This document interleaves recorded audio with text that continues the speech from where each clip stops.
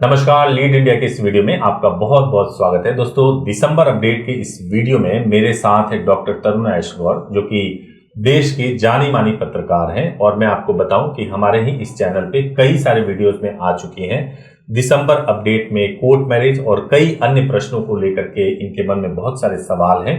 तो इस वीडियो में शुरू से लेकर के अंत तक बने रहिएगा। तो आइए सबसे पहले स्वागत करते हैं डॉक्टर तरुणा ऐश्वर्य जी, आपका बहुत बहुत स्वागत है।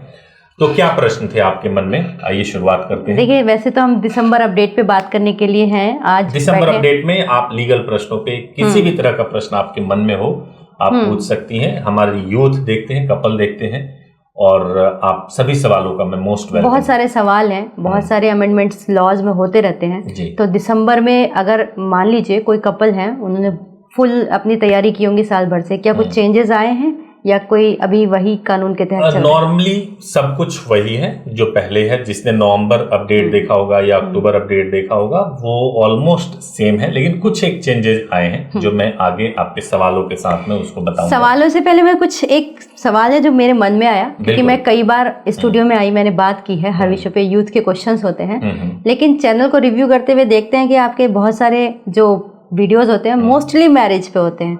तो क्या खास वजह है जो आपका लगाव इस विषय पे इतना ज्यादा? लगता है कि हमारे ह्यूमन सोसाइटी के अंदर मैरिज एक ऐसा सब्जेक्ट है जिसको कम से कम तवज्जो दिया जाना चाहिए। नहीं, एक्चुअली लिटिगेशन के फील्ड में ऐसा माना जाता है। लोग कहते हैं, मैं खुद नहीं मानती, प्रोवर्ब की तरह कह सकते हैं कि जो मैरिज लॉयर्स होते हैं वो थोड़ा दोयम कैटेगरी के होते हैं। तो क्या इस तरह के फील्ड में आप भी फेस करते हैं ऐसा, या आपके सामने भी इस तरह की कोई बात है? आप नहीं मानती है, लेकिन मैं एक सवाल दर्शकों के सामने कहना चाहता हूं कि किसी भी व्यक्ति को, जैसे जब कभी भी कोई लॉयर होते हैं तो एक अपराधी को डिफेंस करना होता है कोर्ट के अंदर। तो क्या किसी अपराधी को डिफेंस करने वाले ज्यादा बड़े लॉयर हो जाएंगे और किसी को तलाक दिलाने वाले ज्यादा बड़े लॉयर हो जाएंगे और शादी कराने वाले छोटे लॉयर हो जाते हैं? मैं मानता हूं कि इस तरह का डिफरेंस अपने मन में रखना ये अहंकार का एक परिचय है। किसी भी वकील को, किसी भी एडवोकेट को, किसी भी प्रोफेशन में, कि ये बड़ा डॉक्टर है, ये छोटा डॉक्टर, ये बड़ा चार्टर्ड अकाउंटेंट है, ये छोटा चार्टर्ड अकाउंटेंट है, किसी भी तरह की प्रैक्टिस कोई भी कर रहे होंगे, एक फील्ड में वो कर रहे हैं और वो सही होता है। वैसे मैं आपको बताऊं कि मैं अपने चैनल के बारे में बताऊं, फिर भी कि भाई ये दिल का डॉक्टर तो बड़ा छोटा ऐसा नहीं मानते, फिर भी फोकस मैरिज पर है, तो एक सवाल उठता है मन में। लेकिन मैं आपको बताऊं मेरा क्या मानना है। जब आप इस चैनल को देखेंगी तो इस चैनल पे बहुत सारे सब्जेक्ट्स पे वीडियोस आपको मिलेंगे। कोर्ट मैरिज पे या मैरिज रिलेटेड सब्जेक्ट पे ज्यादा मिलते हैं, क्योंकि हमारे दर्शक ऐसे वीडियोस को ज्यादा पसंद करते हैं। तो यूट्यूब पे होने का मतलब यह है कि जो कंटेंट ज्यादा पसंद किया जाता हो वो कंटेंट आप लेकर के आए। तो ये तो एक पहली प्रायोरिटी बन जाती है, नंबर 1। वहीं अगर आप हमारे वेबसाइट पे चली जाएं, leadindia.law पे चली जाएं, तो उस पे आपको सभी तरह के सब्जेक्ट्स पे आपको कंटेंट मिल जाएंगे। केवल वहां मैरिज नहीं है, बल्कि दूसरे सब्जेक्ट्स को बहुत प्राथमिकता दी गई है। सुप्रीम कोर्ट के मैटर्स को बहुत प्राथमिकता दी गई है। तो ये प्लेटफॉर्म की वजह से भी थोड़ा सा ऐसा है। एक और चीज मैं आपसे कहना चाहता हूं जो मैरिज से संबंधित है। आप देखिए, आज के जमाने में जो यूथ है उसके लिए मैरिज एक बहुत बड़ा सब्जेक्ट है। बिल्कुल। जैसे ही वो युवा होते हैं उनके बीच में प्यार होता है, प्यार होने के बाद से वो डिसाइड करते हैं कि अब मेरे को शादी करना है। पहले के समय में ऐसा होता था, घर से भागे मंदिर में शादी कर लिया, निकाह कर लिया, और वो प्रॉपर शादी नहीं होती थी। बाद में इनवैलिड हो जाता था शादी, लड़की को मार पीट करके घर वाले लेकर के चले जाते थे। अब यूथ में ये जागरूकता है कि प्रॉपर शादी ऐसे होती है, लीगल शादी ऐसे होती है, और शादी होने के बाद से सेपरेट नहीं हो सकते अपनी मर्जी से, डिवोर्स लेना पड़ता है। सोच समझ के उनको फैसला लेना चाहिए। इस तरह की जागरूकता है, जिसकी वजह से मैं तो ये बोलूंगा कि अब यूथ पहले ये प्लानिंग करते हैं कि मैं पहले अपने जेब में पैसे कमाऊं, पहले मैं अपने करियर को एस्टेब्लिश करूं, तब कोर्ट मैरिज के बारे में सोचूं। जब इस तरह की अवेयरनेस नहीं थी तब ज्यादातर यूथ ये करते थे कि उनको तो एज भी नहीं पता होता था कि मैरिज की एज क्या होती है। 16 साल में ही लड़की भाग जाती थी, 18 साल में ही भाग जाती थी। शादी के बाद से क्या क्या दिक्कत होगा अगर कोर्ट मैरिज आप करते हो, इसके बारे में जागरूकता नहीं थी। तो उससे ये होता था कि उन चीजों के बारे में सोचे बगैर ही भाग लेते थे, जिससे कि उनका जीवन खतरे में पड़ जाता था।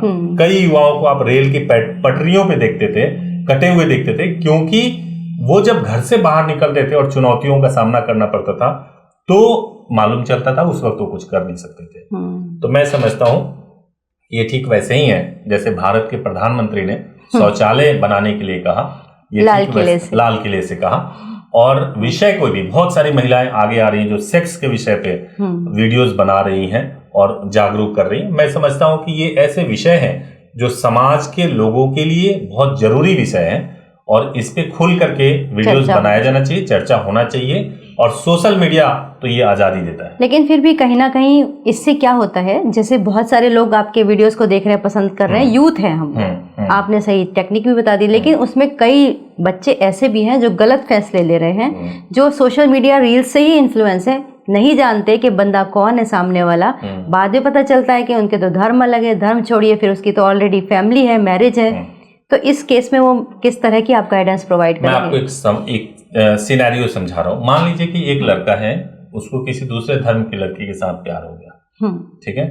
अब किसी दूसरे धर्म के लड़की के साथ प्यार हो गया, उसको पता नहीं है कि ये शादी कैसे होती है। उसको तो इतना मालूम है कि मैं आजाद हूँ और मैं आजादी के साथ किसी भी धर्म में शादी कर सकता हूँ। वो बिना सोचे समझे वो घर से बाहर निकल गया, भाग गया घर से बाहर, और भाग करके जब गया और किसी वकील साहब के चैम्बर में गया तो वहां पे उसको पता चल रहा है कि भाई इंटर रिलीजन मैरिज करना, जो कि स्पेशल मैरिज एक्ट में होगा, स्पेशल मैरिज एक्ट में जहां आप रहते हैं वहीं पे होगा। वहां पे अगर वो उसको ये बातें मालूम चली तो वो तो ना तो वापस घर जा सकता है क्योंकि लड़की भाग के आई है, घर जाने में उसको डर है, और ना उसकी मैरिज हो सकती है, तो वो क्या करेगा?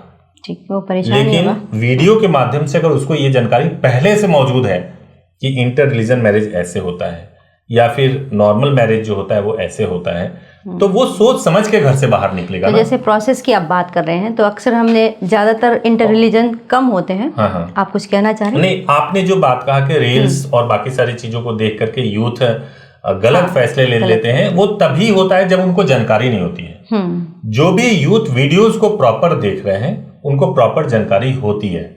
प्यार किसको किससे हो जाएगा इस पे किसी की बंदिशें नहीं है, ना तो सरहदों की बंदिशें हैं, किसी भी चीज की बंदिशें नहीं है। प्यार पहले भी होता था, प्यार अब भी होता है और किसी भी उम्र में होता है।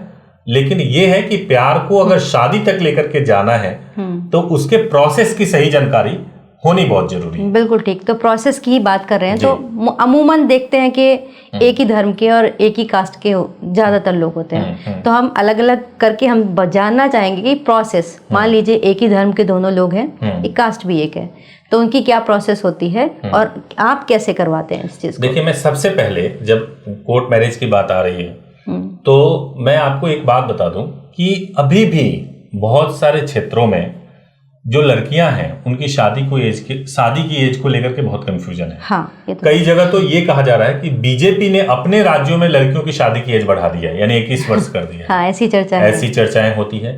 अब देखिए, ये विषय केंद्र सरकार का है। अगर शादी की एज बढ़नी होगी तो सभी स्टेट में बढ़ेगी, पूरे देश में बढ़ेगा। तो किसी एक स्टेट में है, किसी एक स्टेट में नहीं है। और कई बार तो वकील साहब भी ऐसा कहते हैं।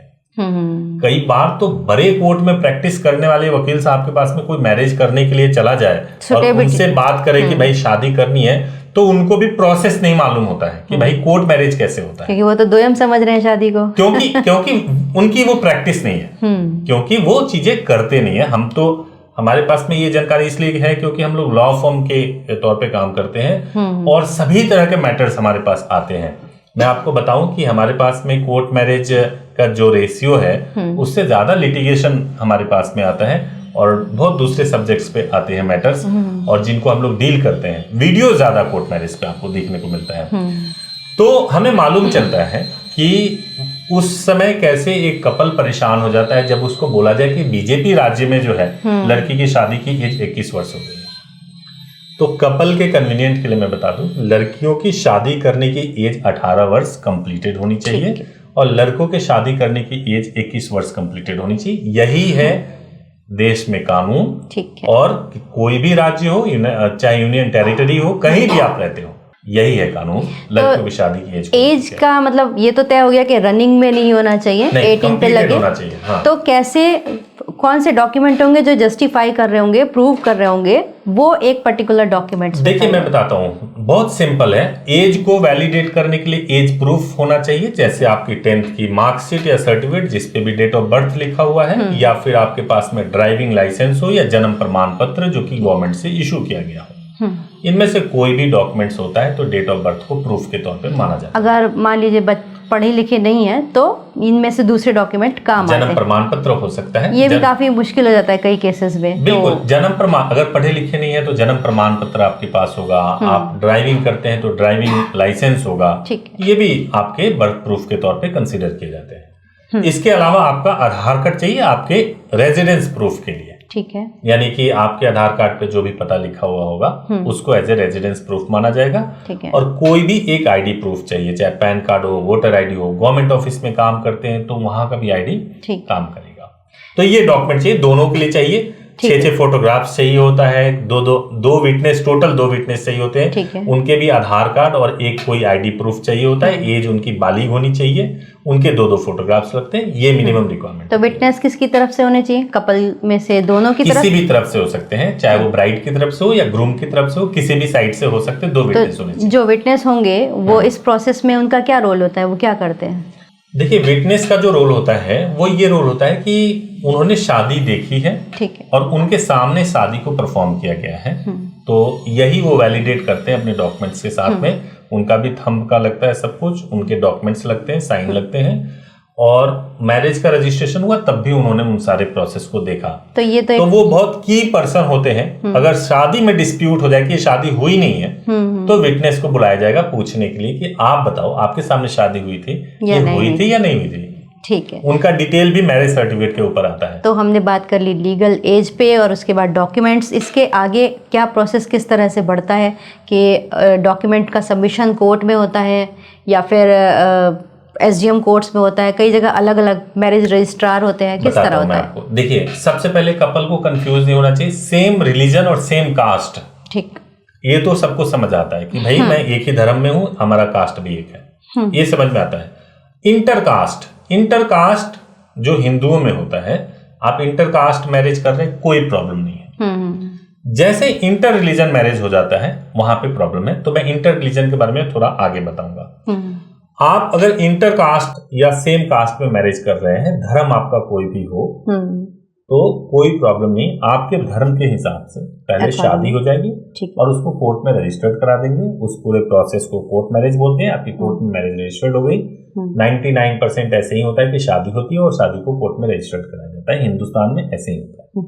आमतौर पर जज साहब बड़े डांटते से, स्ट्रिक्ट से लगते हैं, तो क्या ऐसा होता है कि जज के सामने कपल पहुंचे और उनके साथ कुछ? कोर्ट मैरिज कराने के लिए जो व्यक्ति होते हैं वहां पे, वो जज नहीं होते हैं, वो मैरिज रजिस्ट्रार या SDM लेवल के अधिकारी होते हैं, जो सब डिविजनल मजिस्ट्रेट उनको बोलते हैं। इस लेवल के अधिकारी होते हैं। तो वो उनको जो सवाल पूछना होता है वो यही पूछना होता है कि भाई कहीं फोर्सफुली ये शादी तो नहीं हो रही है, लड़की के ऊपर कोई दबाव तो नहीं है। इसी तरह के सवाल मोस्टली पूछे जाते हैं। अगर वो सेटिस्फाइड हो जाते हैं तो कोई दिक्कत नहीं होती है। वैसे हमारे फॉर्म से जो लोग होते हैं वहां पे, वो इन बातों का ध्यान रखते हैं कि कपल को किसी तरह से अनकंफर्टेबल ना होना। तो प्रोसेस में कितना समय लग जाता है इस पूरी प्रोसेस में? सेम रिलीजन प्रोसेस में चल रहा है? सेम रिलीजन में अलग अलग जगह पे मैरिज होता है। जैसे आप अगर दिल्ली में करते हैं तो सेम डे में मैरिज हो जाता है, नेक्स्ट डे आपको मैरिज सर्टिफिकेट मिल जाता है कोर्ट का रजिस्टर्ड होकर के। गाजियाबाद से आप करते हैं तो सेम डे में ही आपका सब कुछ हो जाता है, मैरिज का रजिस्ट्रेशन। मुंबई से करते हैं तो सेम डे में मैरिज हो जाएगा, अगले दिन मैरिज हो जाएगा, और MOM memorandum of marriage same day में मिल जाएगा। और 10 दिन के बाद आपको मैरिज सर्टिफिकेट BMC से रजिस्टर्ड होकर के मिल जाएगा। वहां पे BMC रजिस्टर्ड करती है। अहमदाबाद से करते हैं तो अहमदाबाद में भी जो है सेम डे में, मतलब दिल्ली वाला प्रोसेस है अहमदाबाद में, पहले दिन मैरिज होगा, अगले दिन रजिस्ट्रेशन हो जाएगा। यही काम अगर आप पटना से करते हैं तो स्पेशल मैरिज एक्ट में होगा। यही काम अगर आप जोधपुर या राजस्थान से करते हैं तो वहां पे भी 2 से 3 दिन के अंदर परफॉर्म हो जाता है। ठीक है, तो लेकिन हम लोग प्रेफर करते हैं कि इस काम को अगर आपको करना हो तो दिल्ली या गाजियाबाद को पहला प्रेफरेंस दीजिए, यहाँ बहुत ही स्मूथली हो जाता है। मतलब प्रोटेक्शन भी इस बीच में जो है एक समस्या बनती है, क्योंकि कपल हैं, नहीं बताया उन्होंने घर वालों को, चुपचाप से आ रहे हैं। तो इस केस में क्या करना चाहिए, कैसे उनको काम करना चाहिए? देखिए, अगर आप स्पेशल मैरिज एक्ट में ना शादी नहीं कर रहे हैं और आप अगर normal marriage and marriage registration वाला प्रोसेस फॉलो कर रहे हैं, तो बहुत जल्दी हो जाता है, किसी को मालूम नहीं चलता है। मैरिज हो गया उसके बाद से इंटीमेशन न्यूज़पेपर लेटर, ये सब इंटीमेशन लेटर न्यूज़पेपर करवा सकते हैं, वो प्रोटेक्शन के लिए बहुत जरूरी होता है। दूसरे वीडियोस को देखेंगे तो उसमें मैंने एक्सप्लेन किया है कि न्यूज़पेपर क्या होता है, इंटीमेशन क्या होता है, ये बहुत अच्छे से एक्सप्लेन किया है। इसके अलावा जो है, अगर कोई दिक्कत होता है तो बुकिंग कराने के बाद से मेरा पर्सनल नंबर मिल जाता है, डायरेक्टली मेरे से बात कर सकते हैं, एज इमरजेंसी नंबर होता है, आप मेरे से सीधे सीधे बात कर लीजिए। बाकी मेरी टीम है जो प्रॉपर गाइड करती है, जो प्रोटेक्शन के ऊपर एज पर सिचुएशन कपल के रिक्वायरमेंट के हिसाब से प्रोटेक्शन के लिए इंश्योर किया जाता है। सबसे प्राइमरी चीज होता है कि लीगल मैरिज हो, प्रॉपर हो। ठीक है जी। तो हमने जाना कि डॉक्यूमेंट्स क्या है, ये सब क्या है, तो अभी कुछ बड़े बदलाव तो हुए नहीं है दिसंबर में। तो कह सकते हैं कि कपल सभी अपने उसी प्रोसेस के अनुसार शादी को कर सकते हैं। बिल्कुल बिल्कुल। तो ये तो हमने जान लिया कि भाई प्रोसेस क्या है। एक फीस पे थोड़ा सा और बताएंगे कि कई जगह अलग अलग फीस है, तो गवर्नमेंट की फीस से अलग होता है, डिफर होता है, इसमें ये क्या सिस्टम है थोड़ा सा? देखिए ऐसा है, मैं बताता हूँ, ये बहुत सामान्य है। आप वकील अगर आप करेंगे अपने मैटर के लिए, तो आपका वही मैटर कोई वकील साहब होंगे जो 5,000 में भी कर सकते हैं, कोई वकील साहब होंगे जो 50,000 में मांग सकते हैं। आपको 50,000 वाले के पास क्यों जाना है, ये आपको तय करना है। 5,000 वाले के पास जाने से क्या नुकसान हो सकता है, ये आपको एक्सपर्टीज के अनुसार। तो एक्सपर्टीज के अनुसार होता है। नॉर्मल फीस हमारे पास में जो है बहुत जेन्युइन फीस लिया जाता है। रीजन उसका ये है कि ऐसा नहीं कि क्लाइंट को देख करके हम फीस कोट कर रहे हो। आप फोन करेंगे, मेरे रिप्रेजेंटेटिव फोन को उठाएंगे, तो वहां पे फीस अलग अलग बता नहीं सकते। एक ही व्यक्ति 10 बार फोन करके अलग अलग तरीके से फीस पूछ सकते हैं, हर बार उनको एक ही फीस बताया जाता है। तो ये तभी हो सकता है जब आपका फीस जेन्युइन हो। अगर आपका फीस ज्यादा होगा तब भी आप नहीं सर्वाइव कर सकते, कम होगा तो कर ही नहीं सकते। कई लोग ऐसा करते हैं कि क्लाइंट को बुला लिया उसके बाद में फीस ऐसा करते हैं बहुत सारे लोग। मैं किसी को क्रिटिसाइज नहीं करता क्योंकि सबका अपना अपना तरीका है, लेकिन बहुत सारे लोग ऐसा करते हैं कि मैरिज के नाम पे कम फीस बता करके बुला लेते हैं, और बुला करके बाद में उनका बहुत शोषण हो जाता है। और बचना चाहिए, क्योंकि शादी आपके जीवन की एक बहुत ही एक सुंदर घटना है, कह सकते हैं। शादी आपके जीवन की एक ऐसी घटना है जिसमें आप जीवन के एक बहुत ही महत्वपूर्ण पड़ाव पे होते हैं, और वहां पे अगर आपकी शुरुआत अच्छी ना हो तो फिर वो जिंदगी भर की यादें जो है खराब हो जाती है। आप चाहते हैं कि सुखद हो, ये तो हमने मान लिया। कम से कम आप अपनी जिंदगी भी, अपने पार्टनर की जिंदगी भी थोड़े से पैसे के लिए खराब मत कीजिए। सही बात है। थोड़ा सा और एक इसमें क्वेश्चन बनता है कि सब कुछ इतना सरल हो गया कि प्रोसेस भी हो गई, आपके पास आ गए, सबसे अच्छे हो गए, लेकिन क्या हम सोसाइटी को ओवरलुक करें इस मामले में? कई बार ऐसा होता है कि पेरेंट्स जो है वो नहीं चाहते कि उनके बच्चे कोर्ट मैरिज जैसी चीज को अपनाएं, क्योंकि समाज में उनकी बदनामी होती है।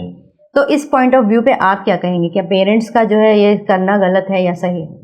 हम देखिए, समाज में एक बदलाव हमेशा होता है। आज से 15 साल पहले अगर चले जाएं तो सोशल मीडिया, या 10 साल पहले भी अगर हम देखें, इतना सोशल मीडिया इफेक्टिव नहीं था। आप ये मान के चलिए कि अब बच्चे जो पैदा होते हैं वो दूसरे साल में सबसे पहला खिलौना अगर उनके हाथ में अगर मिलता है तो फोन मिलता है, मोबाइल, लैपटॉप, ये सारी चीजें मिलती हैं। अब वो इतना अवेयर है, रिक्शा चलाने वाला व्यक्ति भी 10-15 हजार का फोन अपने हाथ में लेके चल रहा है। एक ही परिवार के अंदर अगर 5 लोग हैं तो 5-5 फोन है। इसका मतलब ये है कि हर एक व्यक्ति पूरी तरह से दुनिया से जुड़ा हुआ है और उससे इंफॉर्मेशन बचा हुआ नहीं है।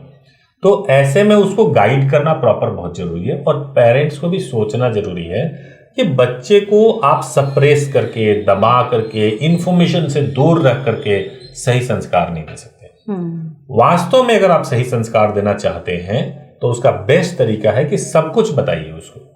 बताइए कि इस उम्र में शादी करने का क्या फायदा है और क्या नुकसान है। आप अपनी मर्जी से शादी करोगे तो क्या नुकसान होगा, अगर पेरेंट्स कराएंगे तो क्या फायदा होगा। आप सब कुछ बताइए, आप उसको इंफॉर्मेशन से दूर मत भगाइए। और ज्यादातर मामलों में जो टीनेजर्स शादी करते हैं, घर से भाग के शादी करते हैं, ये वो लोग होते हैं जिनका अपने माँ बाप के साथ में कम्युनिकेशन बहुत खराब होता है। माँ बाप के साथ में बातचीत नहीं है। माँ बाप और बच्चों के बीच में ट्रस्ट एक बहुत बड़ा फैक्टर है। माँ बाप बिल्कुल विश्वास नहीं कर रहे बच्चों के ऊपर। वो बच्चे आज के जमाने में नहीं रुकने वाले हैं, वो बच्चे भाग जाएंगे। वो लगता है कि भाई मेरे जीवन का सुख यही है कि मैं अपने घर से निकल जाऊं। तो अगर माँ बाप को भी ये समझना चाहिए कि आपका बच्चा ये क्यों फील कर रहा है, कि उसको अपने जीवन का सुख इस बात में दिख रहा है, कि कोई भी व्यक्ति मिल जाए उसको, कि एक व्यक्ति मिल जाए बस, उसको ये भी नहीं जानना है कि उस व्यक्ति के साथ उसकी जिंदगी अच्छी होगी या खराब होगी, बस उसका सुख इस बात में कि उस व्यक्ति के सहारे वो अपने घर को छोड़ दे। तो आप संदेश युवाओं के लिए भी है और पेरेंट्स के लिए भी है। बिल्कुल, मैं ये कह रहा हूँ कि जरूरी नहीं है कि एक युवा किसी के साथ भी निकल जाए कोर्ट मैरिज करने के लिए तो सुखी रहेगा। उसके पूरे चांसेस हैं कि उसके बाद उसकी जिंदगी और बदतर हो जाए। और इस बात के भी बहुत चांसेस हैं कि अगर पेरेंट्स ऐसे रोकने की कोशिश करेंगे तो इसमें बार बार वो असफल होंगे। लेकिन अब जो कुछ घटनाएं हैं, जैसे अंजू जैसे केस हैं जो पाकिस्तान चली गई हैं, वापस आ गई, और ये सीमा सचिन तो है ही, तो इस तरह के केस भी युवाओं के ऊपर इम्पैक्ट तो डाल ही रहे हैं। सोचिए कैसे सरहदें छोटी पड़ गई है कि एक भारतीय नारी 4 बच्चों की माँ चली जाती है पाकिस्तान, वहां रहती है, वहां की सरकार उसके ऊपर करोड़ों खर्च कर देती है और फिर वो वापस हिंदुस्तान आ जाती है। पाकिस्तान की एक महिला इंडिया आ जाती है और अवैध पासपोर्ट, अवैध वीजा के साथ आती है। तो आप ये क्यों हो रहा है? क्योंकि ये लोग गेम खेलते हुए प्यार हो गया, है ना? ये बहुत बड़ा खतरा है। गेम खेलते हुए प्यार हो गया तो हो तो सकता है ना। इसी वजह से तो ठगी वाला भी धंधा बहुत चल रहा है, जिसमें एक लड़की आपको एक लड़की किसी मैट्रिमोनियल साइट पे आपको मिलती है या आपको सोशल साइट पे मिलती है, आपसे प्यार करने लगती है, आपको लगता है कि वो आपकी सच्ची प्रेमिका मिल गई है और धीरे धीरे वो आपके पैसे को लूट रही होती है। 2 साल बाद पता चलता है कि ये तो एक प्रोफेशनल ठग है, प्रोफेशनल ठगी करने वाली लड़की है और आप लूट पीट चुके होते हैं। तो युवाओं को भी सोचना चाहिए, जिससे वो प्यार करते हैं, जिसके साथ शादी करने की मंशा रखते हैं, उसके बारे में सही जानकारी तो रख ले। हमारे चैनल का पर्पस है कि हम अवेयर करें, हम इंफॉर्मेशन दें, सही तरीके से इंफॉर्मेशन दें और युवा सही तरीके से उसका लाभ उठा पाए, पेरेंट्स भी सही तरीके से लाभ उठा पाए। बहुत अच्छी बात कही आपने। तकनीक के युग में उन्हें उससे दूर ना करें, उसे सही और गलत समझा के रखें। जी, तो मेरे ख्याल से मुझे लगता है कि आपके मन के जो सवाल है जरूर बहुत अच्छे सवालों के जवाब मुझे मिले। बिल्कुल, बहुत सारे सवाल थे, कवर हुए, कुछ लेकिन छूट गए। जैसे हम दूसरे तरह की जो प्रोसेस हैं, अलग अलग धर्मों की हुई, इंटर रिलीजन हुई, उस पे हम किसी और वीडियोस में बात कर लेंगे। आप इस वीडियो में आए, thank you so much. And अगर आपको वीडियो अच्छा लगा हो तो जरूर आप इस चैनल को सब्सक्राइब कीजिए, बेल आइकन प्रेस कीजिए। Thank you so much for watching this video. Thank you madam, thank you so much.